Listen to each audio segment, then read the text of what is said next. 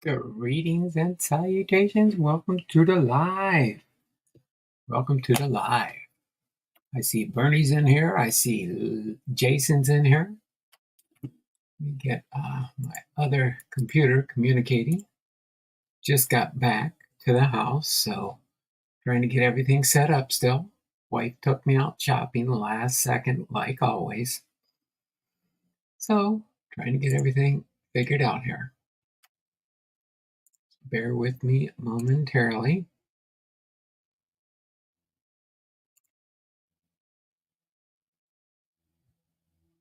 Chuck Nasty Sports. Good afternoon, everyone.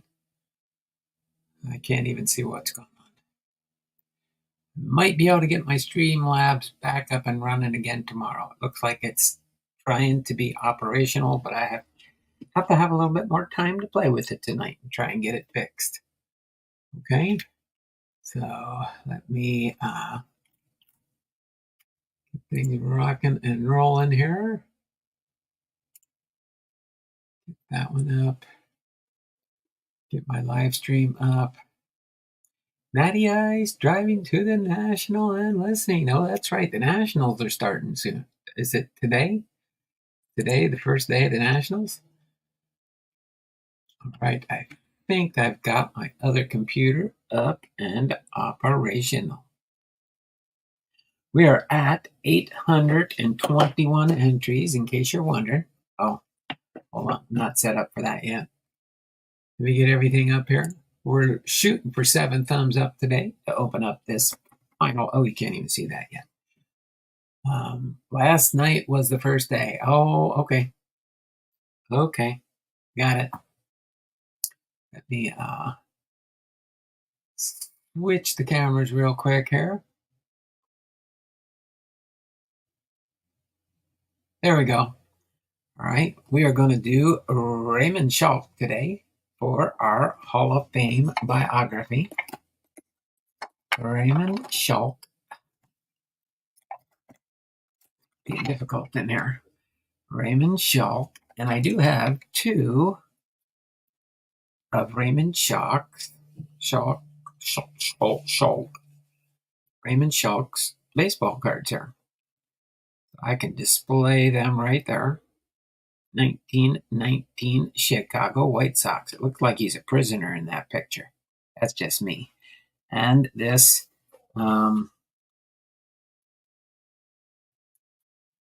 2012 Panini product are my 2 Schalks.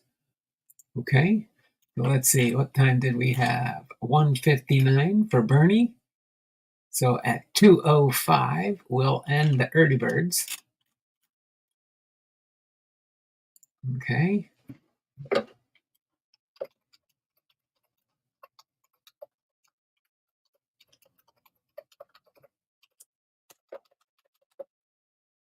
Right. As soon as my computer says 2:05, we'll get ready to log everybody in here. I got all the entries cleared from yesterday. You can see the list of entries down here. As soon as we get there, got the package, Maddie. Thanks for all the extra royals. I know I didn't have a ton of those. Oh, that's pretty cool. Okay. As soon as we get in here, we'll get into our show. Okay. We got 2:05. The early birds entries will end now. And let's get Bernie in here. Bernie H with a 2+.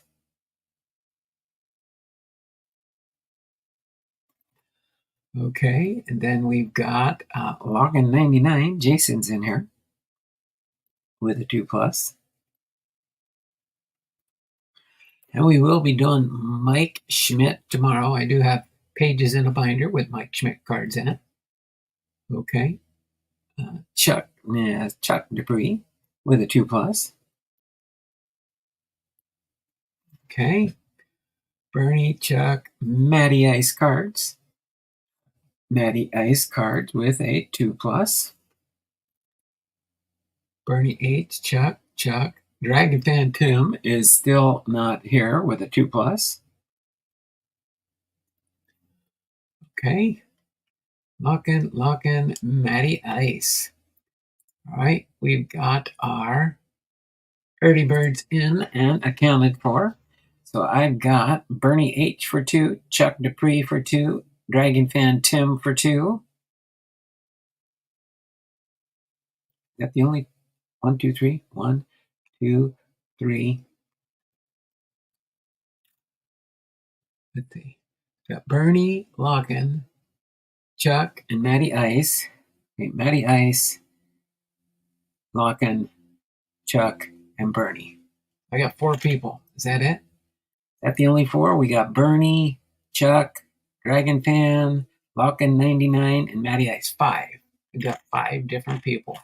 So that's 10 more entries. That'll get us up to 831 so far in our lineup here. Okay. Let me get up here real quick. I did not have everything set up like I had yesterday, so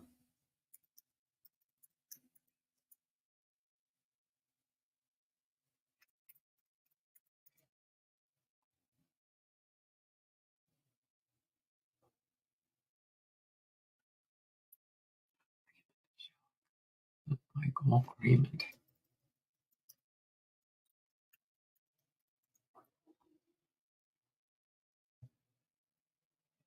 All right.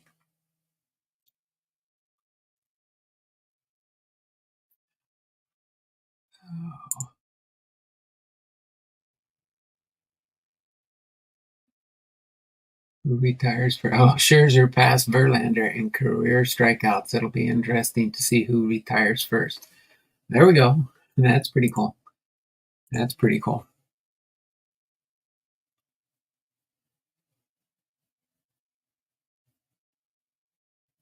Okay. So we are going to get into Raymond Schalk's biography. We'll keep an eye on the thumbs up. If we get 7, we'll open up this last box that I have. And then I got to try and figure out, I got to try and get some Series 2. I don't have Series 2 complete yet. Of course, I didn't get much Series 2, so I have to see what happens there. Okay. So without further ado, let's get into Ray Schalk's Hall of Fame biography. Raymond William Schalk. We've got 4 that I see so far. We're doing pretty good here. 4 thumbs up. By the time we're done with the biography. Okay. Then again, tomorrow we'll be doing Mike Schmidt. I always liked Mike Schmidt when I was growing up as a kid. He was one of my favorite pitchers. Oh, wait. Yeah, we got to do the trivia. What am I doing? What am I doing? All right. So let's get into our trivia. Thanks for reminding me, Dragon Phantom. All right. For Thursday, July 25th, the baseball birthdays for today are Whitey Lockman, Ed Sprague, Billy Wagner, and Doug Drabek. Or Drabek, however you want to say it. All right. So it is baseball drafts. Okay. There are 5 choices and 1 correct answer. 5 choices, 1 correct answer. Whoever gets it correct first gets 5 entries. Okay? So baseball draft. Okay? Name the first pick in the 1980 MLB draft. Was it A, Darryl Strawberry? Was it B, Dennis Rasmussen? Was it C, Darnell Coles? Was it D, Kelly Gruber? Or was it E, Billy Bean? Go ahead and give your guess now. Whoever gets it right first will get the entries.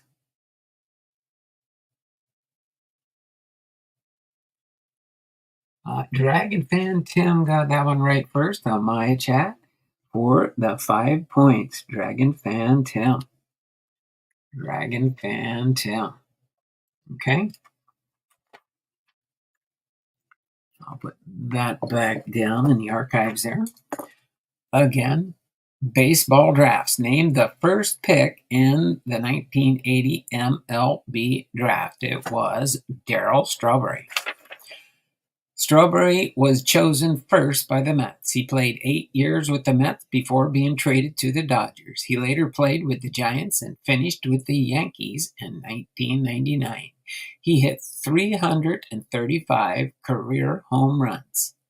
So there you go. Darryl Strawberry was the correct answer. Congratulations there, Dragon Fan Tim. You got the trivia for today.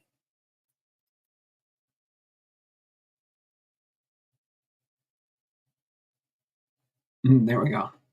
Okay. So, Ray Schalk is our Hall of Famer for today, and we're going to get into his biography here. Raymond William Schalk was born August the 12th, 1892, and passed away on May 19th, 1970. He was an American professional baseball player and coach, manager, and scout. He played as a catcher in Major League Baseball for the Chicago White Sox for the majority of his career. Known for his fine handling of pitchers and outstanding defensive ability, Schalk was considered the greatest defensive catcher of his era. He revolutionized the way the catching position was played by using his speed and agility to expand the previously accepted defensive capabilities for his position. Schalk was elected to the Baseball Hall of Fame in 1955. As far as his early life, he was born in Harville, Illinois, to German immigrant parents. Schalk grew up in Litchfield, Illinois. He dropped out of high school to enter the printer's trade, learning to operate a linotype machine. When career advancement proved difficult in that trade, and after excelling in local baseball games, he began to play professional baseball. As far as his baseball career, by the age of 18 in 1911, Schalk split time between the Class D Taylorville Christians in the Illinois-Missouri League, where he hit .387, and the Class A Milwaukee Brewers of the American Association. In 1912, he posted a .271 batting average in 80 games for Milwaukee and attracted the attention of the Chicago White Sox because of his aggressive approach to the catching position. The White Sox purchased his contract from the Brewers for $10,000 and 2 other players. Schalk made his major league debut the day before his 20th birthday on August the 11th, 1912. He appeared in 23 games that season, batting .286, but it was his defense behind the plate that impressed the most. White Sox coach Kid Gleason helped him hone his skills, and by the following year, Schalk had become the starting catcher in place of Billy Sullivan and led the American League catchers in putouts. He soon developed a reputation as one of the best defensive catchers in Major League Baseball. Before Schalk, most catchers were large and slow of foot. Schalk was a small, agile man. He was only 5 feet 9 inches tall, who caught with the energy and mobility of a fifth infielder. Due to his small size and youthful appearance, he was often the butt of jokes from opposing players. One time, a policeman refused to let him in the locker room at Comiskey Park, mistaking Schalk for a child. In 1914, he batted .270 in 136 games and once again led the league in putouts by a catcher. Despite the White Sox sixth-place finish, he ranked 6th in voting for the 1914 American League Most Valuable Player Award. He continued to improve in 1915, batting .266 with a .366 on-base percentage and leading the American League catchers in fielding percentage, caught stealing percentage, and putouts as the White Sox rose to 3rd place. In 1916, Schalk had a career-high 30 stolen bases, a record for a catcher until John Wathan broke it in 1982. and led the league in fielding percentage, putouts, assists, and range factor as the White Sox finished in second place, only 2 games behind the Boston Red Sox. His pitch calling skills were evident as he guided the White Sox pitching staff to the lowest earned run average in the league.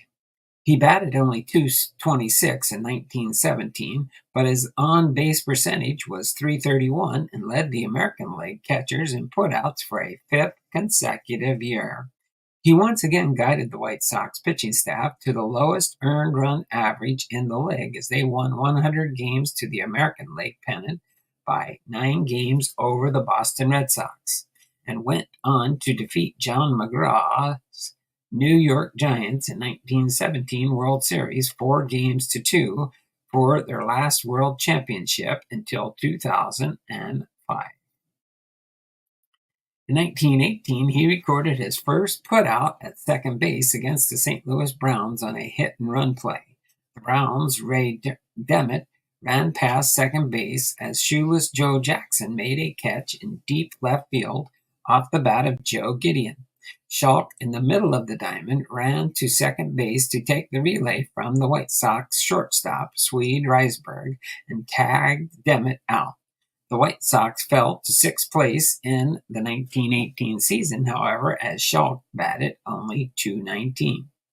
They rebounded in 1919 to recapture the American League pennant, with Schalk hitting a career-high .282 and leading the league in putouts for a 7th consecutive season.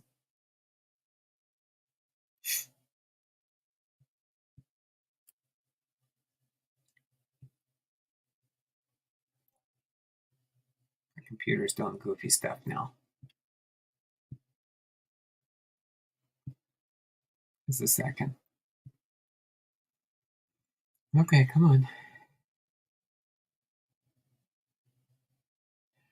All right, they rebounded in 1919 to capture the American League pennant, with Schalk hitting a career-high .282 and leading the league in putouts for a 7th consecutive season. The 1919 World Series, which the White Sox lost to the Cincinnati Reds, was shrouded in a controversy which became known as the Black Sox scandal. Several White Sox players were accused of intentionally throwing games. This was in sharp contrast to Schalk. It is said that Schalk's reputation as an honest and honorable man led the gamblers not even to consider approaching him. Schalk played to win, hitting for a series .304 batting average, and was later officially absolved from any wrongdoing. He told the investigators he knew something was wrong when pitchers Eddie Cicotte and lefty Williams did not throw the pitches he had called for. The White Sox lost the series 5-3, and 8 of their players were banned for life from Major League Baseball as complicit in the scandal, though not Schalk. Years later, Schalk said that the conspirators caught a break when one of the Clean Sox, pitcher Red Faber, was forced to sit out the series with the flu.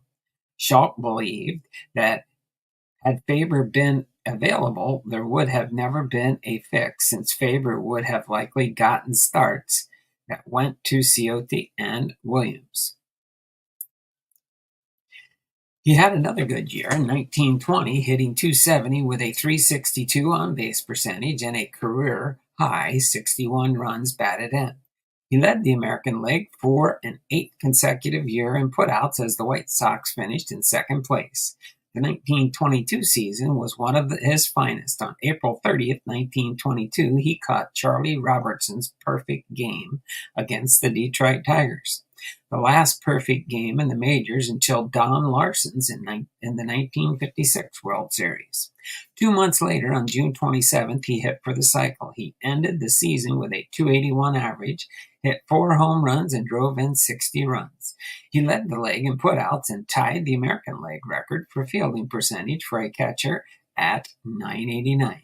He finished 3rd in voting for the 1922 American League's Most Valuable Player Award. By 1924, the wear and tear of catching began to catch up with him.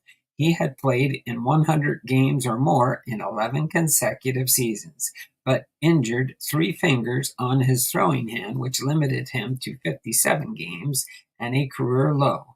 A 197 batting average in 1924. He rebounded in 1925 to play 125 games, bat 274 with a career high 382 on base percentage, and led the league in base runners caught stealing. In November of 1926, he succeeded Eddie Collins as the White Sox player-manager at the age of 33. His playing time diminished in 1927 as he appeared in only 16 games while concentrating on managing the team. Over the 2 seasons he played and managed, he won 102 and lost 125 for a 449 won-loss percentage. He then had a salary disagreement with the team owner, Charles Comiskey, and left the White Sox to become a player-coach with the New York Giants in 1929, but appeared in only 5 games before retiring as a player at the age of 36. As far as his career statistics and his legacy, an 18-year Major League career, Schalk played in 1,762 games, accumulating 1,345 hits and 5,306 at-bats for a .253 career batting average, along with 11 home runs, 594 runs batted in, 579 runs, 177 stolen bases, an on-base percentage of .340 and a .981 fielding percentage. He established himself as one of the American League's outstanding defensive catchers by leading American League catchers in fielding percentage 8 times, putouts 9 times, double plays 4 times, and assists twice. He set Major League catching records for putouts and still holds the Major League career record for double plays at 217, and the American League career mark for assists. No catcher has approached Schalk's record for career double plays, and none has led the league in fielding percentage 8 times. He held the record for most no-hitters caught 4 until a rule change in the early 1990s disallowed one of them. Schalk's 51.32% career caught stealing percentage ranks 8th all-time among Major League catchers. He caught 144 shutouts in his career, ranking 3rd all-time among catchers behind Yogi Berra and Carlton Fisk. He set standards for longevity for catchers, catching 100 more games for 11 straight seasons. His Major League record of 1,726 games caught stood until 1945 when it was broken by Rick Farrell. He also established himself as one of the finest base-running catchers, setting a single-season stolen base record for the position in 1916 with 30, which stood until John Wathan stole 36 bases in 1982. Schalk helped revolutionize the way catcher's position was played. He is credited with being the first catcher to back up infield throws to first base and outfield throws to third base. He claimed to be the only Major League catcher to have made a putout at every base, and once made 3 assists in 1 inning. He also became known for his handling of the White Sox pitching staff and pitch calling skills. His reputation as a defensive standout is enhanced due to the era in which he played, in the dead ball era. Catchers played a much greater defensive role subsequently, giving the large number of bunts and stolen base attempts, as well as the difficulty of handling the spitball pitchers who dominated pitching staffs. He had to catch every type of pitch imaginable, including the shine balls, spitballs, knuckleballs, and the emery balls from the pitchers such as Ed Walsh, Eddie Cicotte, Dickie Kerr, Irvin Faber, and Ted Lyons. Schalk's career batting average of .253 is the lowest of any position player in the Hall of Fame. That he was selected by the Veterans Committee for enshrinement in 1955 is largely a tribute to his outstanding defensive skills and to the fact that he played to win the infamous 1919 World Series for the White Sox. Schalk and pitcher Red Faber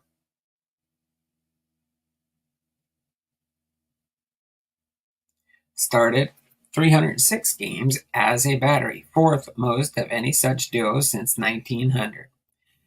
As far as his post-playing career, Schalk became a coach for the Chicago Cubs in 1930 and 31 and later managed the Buffalo Bisons in the Double-A International League from 1932 to 37. He also managed the Indianapolis Indians, the Oklahoma City Indians, and the Milwaukee Brewers in minor league teams.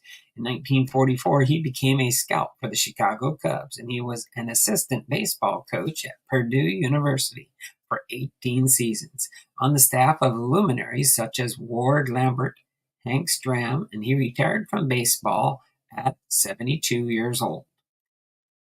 After his retirement as an active player for the MLB, Schalk invested in a successful bowling alley located in Evergreen Park, Illinois. He named the business Schalk's Evergreen Towers. In 1948, Schalk, his wife Lavinia, and 34 others were taken down to the basement, locked inside various rooms, and held hostage inside the bowling alley by 6 armed robbers. After 2 hours of confinement, people passing out from lack of air inside the rooms, several pin boys were able to knock a door down and free everyone. The robbers were never caught. In 1955, he was elected to the Baseball Hall of Fame by the Veterans Committee. He was invited to catch the first ball of the 1959 World Series, the White Sox' first appearance in the World Series in 40 years, thrown out by fellow Hall of Fame member and former White Sox pitcher Red Faber. A museum in Nokomis, Illinois is dedicated to Schalk and 2 other Hall of Famers, Jim Bottomley and Red Ruffing. The Little League ball fields at Litchfield, Illinois, near his birthplace of Harville, are named for him. He died of cancer on May 19, 1970, at the age of 78, and is buried in Evergreen Cemetery in Evergreen Park, Illinois. And as far as in popular culture, Schalk was portrayed by Gordon Clapp in the 1988 film 8 Men Out. So there you go, and there you have it, Ray Schalk's biography. Hopefully you all enjoyed that as much as I enjoy sharing these biographies with you. Hopefully now we'll go over first Ray Schalk's Hall of Fame induction stats. All right, again, he was a catcher and a manager. Was born August 12, 1892 in Harville, Illinois, United States. He died May 19, 1970 at the age of 77 in Chicago, Illinois. He batted right, threw right. His MLB debut was August 11, 1912 for the Chicago White Sox. His last MLB appearance was September 15, 1929 for the New York Giants. His MLB statistics, his batting average was .253 for his career. He had 11 home runs, runs batted in 594. His managerial career, he had 102 wins, 125 losses, giving him a winning percentage of .449. As a player, he played for the Chicago White Sox 1912 to 1928 and the New York Giants in 1929. As a manager, he managed the Chicago White Sox from 1927 to 1928. His career highlights and awards: he's a World Series champion in 1917 and a member of the National Baseball Hall of Fame, inducted in 1955. The election method was through the Veterans Committee. Hopefully you all enjoyed that biography. Okay. Let's see what we got here.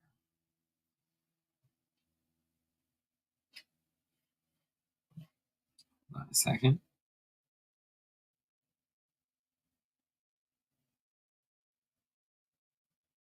Okay. Let me put these away for now. I'll put his postcard back in the books there.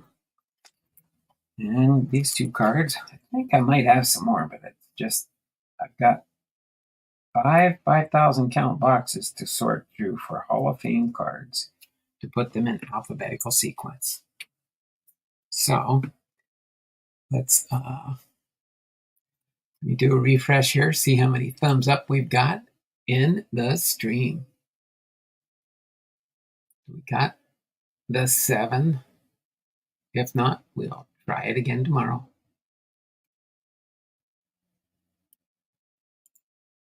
We've only got 4. Only 4 thumbs up. Going to be a short day today, maybe. Again, we will be doing Mike Schmidt here tomorrow. We'll do Mike Schmidt tomorrow. Maybe that'll give us a better chance of getting 7 on a Friday in here. So I guess all we've got left here.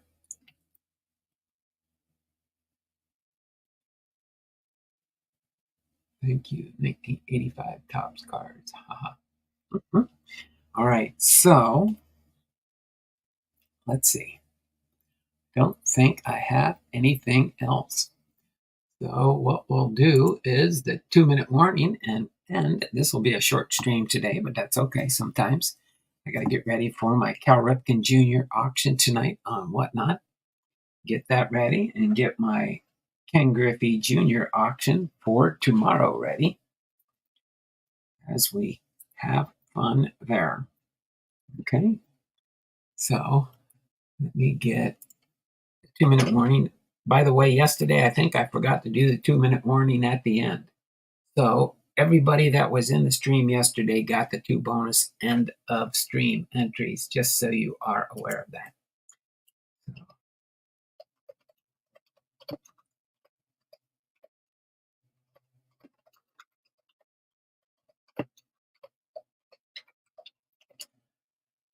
And we will get that started. So we'll end at 2:35. Okay, we'll end at 2:35. Go ahead and get your end of stream entries in there. I'll be sure and mark everybody down. We'll try this again tomorrow with only 4 thumbs up today. We got to get 7 thumbs up tomorrow. And we will have a Fairfield tomorrow also. So we'll have a Fairfield for sure. So we will have a card opening. Let's see, Bernie's here.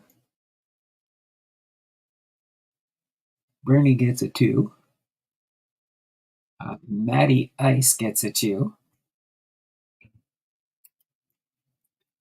All right, anybody else still in this stream? We've got Bernie H and Matty Ice.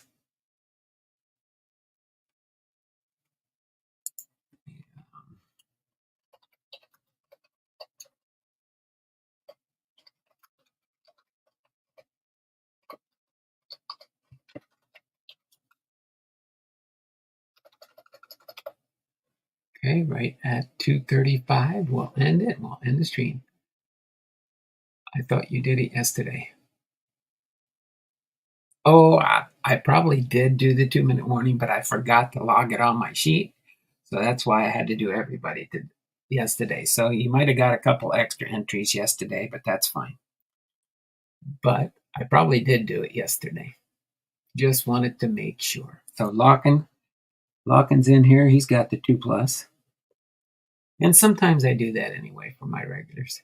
I give it to you whether you're here or not sometimes. Just to round it up and make it fair for everybody. Because I know sometimes people just forget to say, I'm here, and now I'm done. Okay, so we do have Bernie, Matty Ice, and Lockin, and I've got you guys logged in. So I will get you all on the sheet here.